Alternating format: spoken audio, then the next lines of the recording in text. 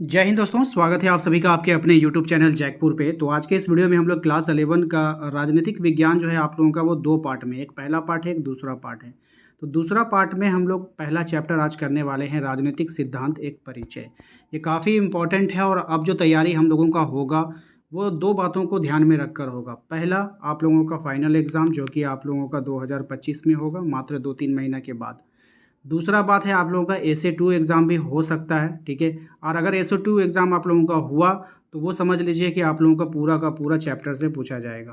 तो दोनों चीज़ों में आप लोगों का पूरा महत्वपूर्ण रोल निभाएगा आपका पूरा का पूरा सिलेबस। तो वीडियो काफ़ी इंपॉर्टेंट होने वाला है, शुरू से लेकर अंत तक बने रहिएगा। और यदि आप हमारे चैनल पर पहली बार आएँ तो अभी सब्सक्राइब करके घंटी वाले आइकन को प्रेस कर लीजिए, ताकि आने वाली हर एक वीडियो का नोटिफिकेशन आपके मोबाइल पर चला जाए। सबसे पहला सवाल आपके स्क्रीन पर, सबसे पहले सवाल में देखिए आपको यहाँ पर लिखा गया है, रिपब्लिक नामक पुस्तक का लेखक कौन है। अच्छा, बहुत सारे बच्चे कमेंट कर रहे थे कि भैया एक बात बता दीजिए हमको कि क्या हम लोग नोट्स बनाएंगे। तो देखो बाबू, अगर आपको या वीडियो देखकर याद नहीं होता है तो नोट्स बनाना होगा। अगर आपको 2-3 बार वीडियो देख करके याद हो जाता है, वैसे भी हम प्लेलिस्ट अब बना देंगे, फाइनल एग्जाम के नाम से आप लोगों का प्लेलिस्ट बन जाएगा। तो अगर आपको वीडियो देख करके याद हो जाता है तो 2-3 बार आप वीडियो देख करके रिवीजन कर लेना। लेकिन प्लेलिस्ट इसीलिए बनाया जाता है ताकि आप बार बार रिवीजन कर पाओ, ठीक है। फिर आपको वहाँ पर जो है आप लोगों को नोट्स बनाने की आवश्यकता नहीं पड़ेगी, ठीक है। चलिए, सबसे पहला सवाल देखिए, यहाँ पे स्क्रीन पे आपको दिख रहा होगा कि रिपब्लिक नामक पुस्तक का लेखक कौन है। आपके पास ऑप्शन है, अरस्तु है, प्लेटो है, मैकियावेली है, हॉब्स है। तो यहाँ पे राइट आंसर हो जाएगा इसका प्लेटो, ठीक है। तो प से पब्लिक, प से प्लेटो, ध्यान रखिएगा, प से पब्लिक, प से प्लेटो। प्लेटो के गुरु कौन थे। अब यहाँ पे बात कर रहा है प्लेटो का गुरु कौन था, तो अरस्तु। कौन थे? अरस्तु, ठीक है। प्लेटो के गुरु कौन थे? अरस्तु थे, याद रखिएगा, अच्छा सवाल है। पॉलिटिक्स नामक पुस्तक का लेखक कौन है। तो पॉलिटिक्स नामक जो पुस्तक है उसका लेखक है अरस्तु। पॉलिटिक्स नामक जो किताब लिखा था वो किसने लिखा था, तो अरस्तु ने लिखा था।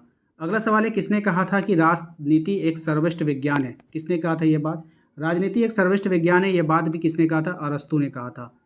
किसे नई राजनीति का पिता कहा गया है। तो किसे नई राजनीति का पिता कहा गया है, राइट आंसर हो जाएगा मैकियावेली को। मैकियावेली को नई राजनीति का पिता कहा गया है। राजनीति शब्द का अर्थ क्या होता है।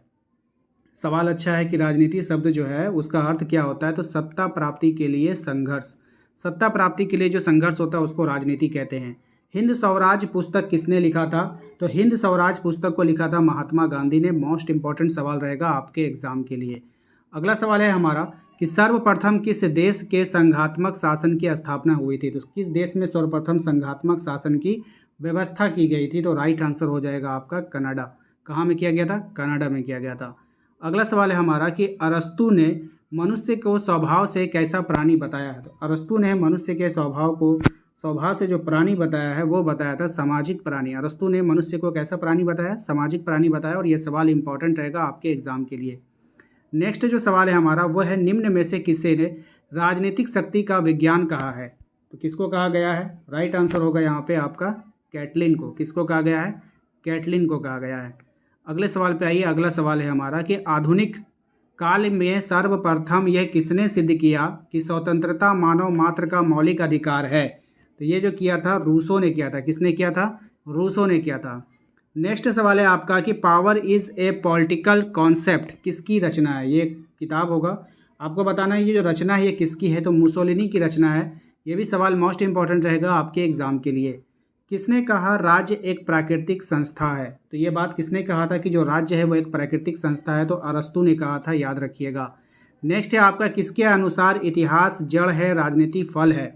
किसने कहा इतिहास जड़ है और राजनीति फल है। तो सील ने कहा था। किसने कहा था, सील ने। हॉब्स को किस रूप में जाना जाता है। तो हॉब्स को जो जाना जाएगा वो जाना जाता है आपका राजनीतिक दर्शन के लिए। किसको जाना जाता है, राजनीतिक दर्शन के रूप में जाना जाता है। राजनीति सिद्धांत के कार्य हैं, राजनीति सिद्धांत के कार्य हैं। ये क्या हो जाएगा, राइट आंसर इसका उपयुक्त में से सभी होगा। वर्णन, व्याख्या, समालोचना और पुनः निर्माण, ठीक है। अगला सवाल देखिए क्या है हमारा, कह रहा है कि सेबाइन ने अपनी पुस्तक ए हिस्ट्री ऑफ पॉलिटिकल थ्योरी 1937 में कहा कि एक अच्छी राजनीतिक सिद्धांत में 3 तत्व शामिल होते हैं और वे तत्व कौन से हैं। तो वे हो जाएगा तथ्यात्मकता, मूल्यांकनात्मक और कारणात्मकता। नेक्स्ट जो सवाल है हमारा कि राजनीतिक सिद्धांत के दो प्रमुख अंग कौन से हैं। तो राजनीतिक सिद्धांत के दो जो प्रमुख अंग है, राजनीतिक दर्शन हो जाएगा और राजनीतिक विज्ञान हो जाएगा। ये ए ऑप्शन इसका राइट आंसर हो जाएगा। राजनीति विज्ञान के जनक कौन है। तो राजनीति विज्ञान के जो जनक होंगे वो हो जाएंगे आपके अरस्तु हो जाएंगे। कौन हो जाएंगे? अरस्तु हो जाएंगे। अगला और अंतिम सवाल है आपका कि जिस प्रकार से संपत्ति शास्त्र में संपत्ति का, जीव शास्त्र में जीव का, विधि शास्त्र में विधि का अध्ययन किया जाता है, उसी प्रकार से राजनीति शास्त्र में सरकार का अध्ययन किया जाता है। ये कथन किसका है? ये कथन जो हो जाएगा वो शीले का हो जाएगा। तो आशा करते हैं आप लोगों को आज का ये वीडियो पसंद आएगा। आज के इस वीडियो को सपोर्ट किया था कुशिक कुमार ने गिरिडीह से, और विद्यासागर ने दुमका से, पांडु ने खूंटी से, और कुणाल हासदा ने जामताड़ा से। तो यदि आप भी हमें और हमारे वीडियोस को सपोर्ट करना चाहते हैं तो चैनल को सब्सक्राइब कीजिए, वीडियो को लाइक कर दीजिए और कमेंट में अपना नाम और अपने ज़िले का नाम जरूर टाइप कीजिएगा। मिलते हैं अगले वीडियो में। Thank you.